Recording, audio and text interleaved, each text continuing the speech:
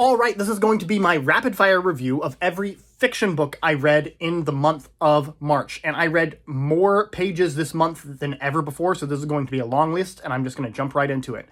Starting off with Guard in the Garden by Z.S. Diamandi. This is mostly a pretty standard, cozy fantasy, but I love the way he tackled this veteran dealing with PTSD. 4 stars. Definitely go read it. The Grapes of Wrath by John Steinbeck. This is a classic for a reason. Loved it. 5 stars. Again, go read it. You really need to read this book. Rob Roy by Sir Walter Scott. This book is a classic example of how you can break almost every rule of storytelling and still be an awesome book because it's written by Sir Walter Scott. 4 stars. Midnight Tides by Stephen Erickson. Loved it. See my previous review. 5 stars. The Wolf Girl, The Greeks, and the Gods. A Tale of the Persian Wars by Tom Holland.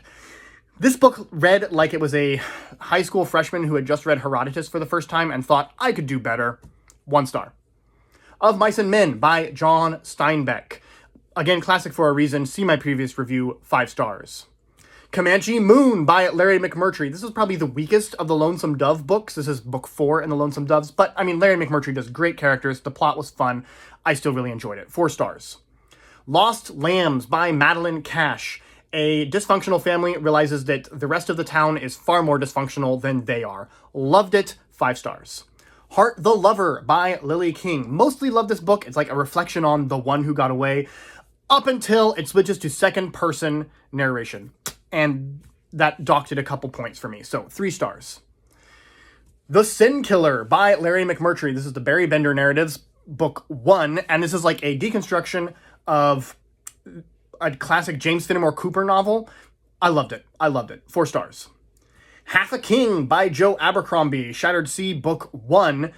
This series is so underhyped, and it is just as good the second time around. Loved it. 5 stars.